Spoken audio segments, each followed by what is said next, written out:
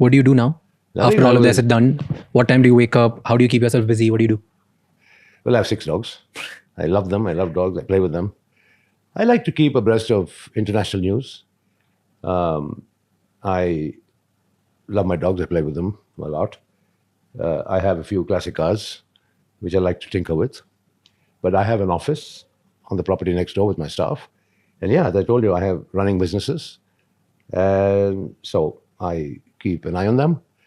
But sadly, a lot of time is taken on unproductive and very expensive legal matters.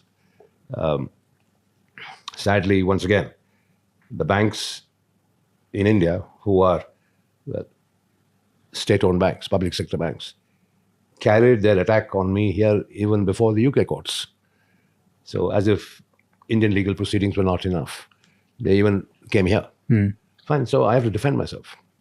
And the businesses that you run here, they fund the legal fees and everything that you're doing. Yeah, let's put it this way, there's enough to go around. What kind of businesses are here? The same brewery or something else? Oh, yeah. Basically, say my core business. Alcohol brewery and all that. You love it.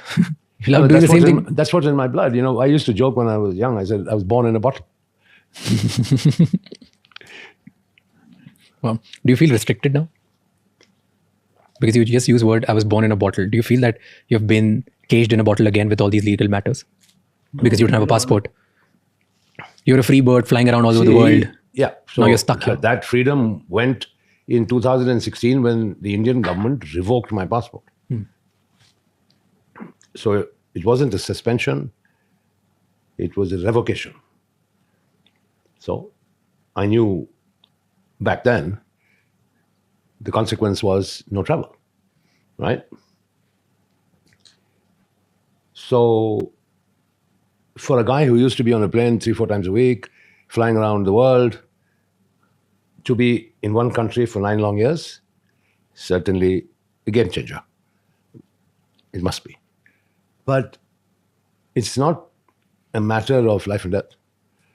I mean, it isn't that profound because there's enough and more to do and to enjoy a quality of life that, okay, has shrunk in many ways from what used to be, but it's still okay. One must get on and move on. Does it not bother you? No, it doesn't bother me. Do I look bothered? No, Not to me. It's not a question of what is the meaning of do I get up in the morning and wipe my tears away every day? No. Someday, some point, you're like, I'm done with this. Like, what the hell is happening with me? What is my solution? What are my options? The government of India has, right? All I can get is a one-way travel pass to India. That's it. What about my constitutional rights that every Indian citizen is entitled to a passport? And what happens if I try to enforce those? It'll drag on for years in the court. By the time I might be too old to travel. So don't you feel lonely here? No, well, I have a lot of my friends here in England.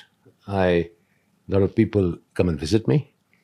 Well, another one of life's lessons is when times are tough, you realize who your actual friends are. And I have realized that very comprehensively. I mean, those who used to be my so-called buddies who, in times of my heyday, for lack of a better word, are nowhere to be seen. So you used to hang out with a lot of billionaires, Bollywood celebrities, politicians, a lot of people and your friends from the corporate world. They all stopped taking up your calls? No. The politicians certainly stopped. And I think as one of the many politicians explained to me, quite truthfully, which I respect, he said, if we are seen to be associated with you, this government will come after us. You know, because I think in the political world, I think it's pretty well known and more importantly, pretty obvious that this government is after me. So they want to protect themselves.